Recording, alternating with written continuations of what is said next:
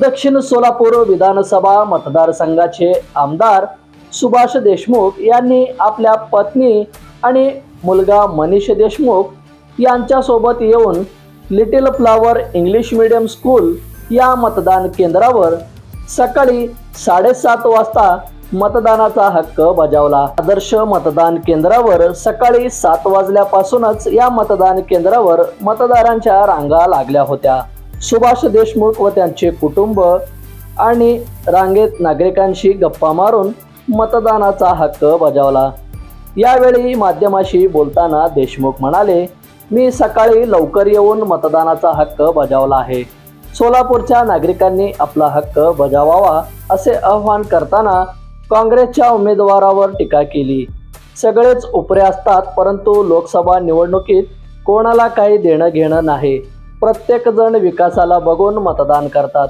आम्हाला 2045चा विकसित भारत निर्माण करायचा आहे, त्यामुळे दुसऱ्यांदा देशात मोदी सरकारच येणार असा दावा त्यांनी माध्यमाशी बोलताना केला। आहे खरं प्रचार देखील आपण केलेला होता, पंतप्रधान येऊन गेले इथे सभेसाठी।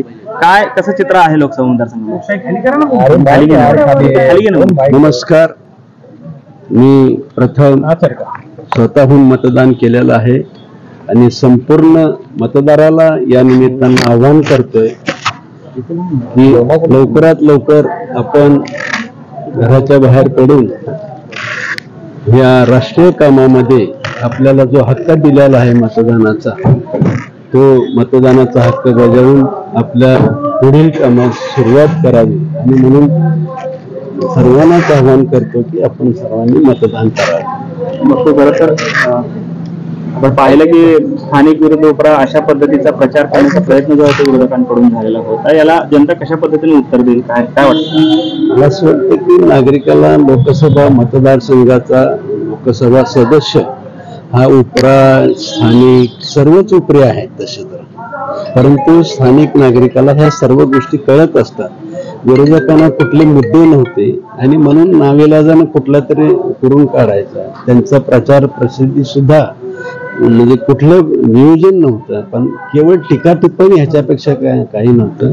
उलट आम्ही एक विकसित भारत 2045 भारत कसा असावा याच्यावरती आम्ही प्रचार केलेला आहे।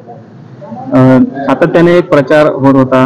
राहुल गांधी आले, ते देखील असं म्हणाले की संविधान बदलणार आहे, संविधान मोडून काढतील, अशा पद्धतीची आरोप होताना पण मला असं वाटतं की माननीय मोदी साहेब म्हणतात सर्वात गीता असेल, कुराण असेल, बायबल असेल, ह्याच्यापेक्षाही महत्वाचा कुराण आपलं संविधान हे महत्वाचं आहे आणि कोणीही संविधानाचे काही करणार नाही। उलट खरं म्हणजे आपल्याला आठवत असेल आणीबाणीच्या काळात ह्या संविधानाचा कुणी गैरवापर केला हे आपल्याला सगळ्यांना माहिती आहे, परंतु भारतीय जनता पक्षाच्या चुकून म्हणत आणि कोणीच ह्याचा संविधानात बदल करू शकणार नाही याची खात्री आहे। आणि केवळ अपप्रचार करून सामान्य नागरिकांची मन विचलित करणं हे विरोधी पक्षाचं सध्याचं धोरण दिसतं।